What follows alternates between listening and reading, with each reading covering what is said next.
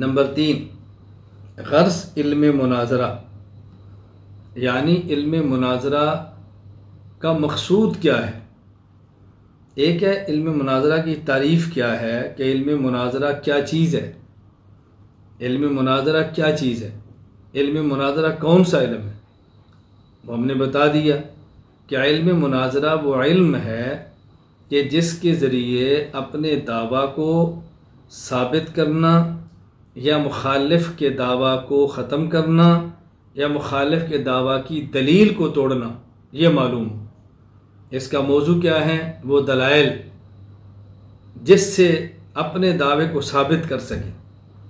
اور غرض یعنی یہ کام ہم کیوں کرتے ہیں، یہ علم کیوں سیکھ رہے ہیں، یہ دلائل ہم کیوں حاصل کر رہے ہیں۔ غرض کیا ہے؟ صیانت الذہن عن الخطأ فی الوصول الی المطلوب، مقصود تک پہنچنے میں ذہن کو غلطی سے بچانا۔ ہمارا جو ایک مقصد تھا، ایک ہدف تھا، ایک ٹارگٹ تھا، اس تک ہم صحیح طریقے سے پہنچ سکیں۔ ہدف ہے ہمارا کہ ہم اپنا دعویٰ ثابت کریں، دلائل آتے ہوں گے، دلائل کو بیان کرنے کا سلیقہ آتا ہوگا تو اپنے دعویٰ کو ثابت کر لیں گے۔ مقصود کیا ہے؟ غلط نظریات کا رد کریں۔ دلائل آتے ہوں گے، دلائل کو بیان کرنے کا سلیقہ آتا ہوگا تو غلط نظریات کو رد بھی کر لیں گے۔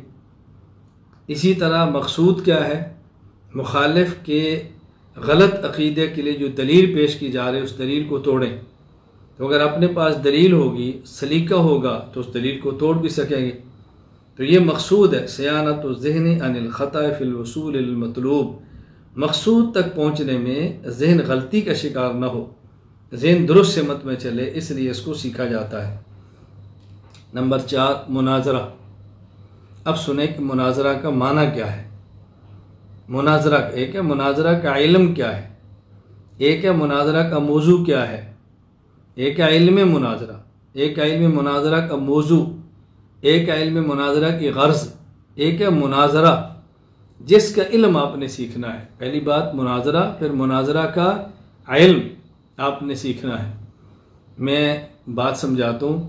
ایک ہے کتابت، لکھائی، لکھنا ہے، ایک ہے اس لکھائی کا علم، کیسے سیکھیں گے، کیسے لکھیں گے، طریقہ کیا ہوگا۔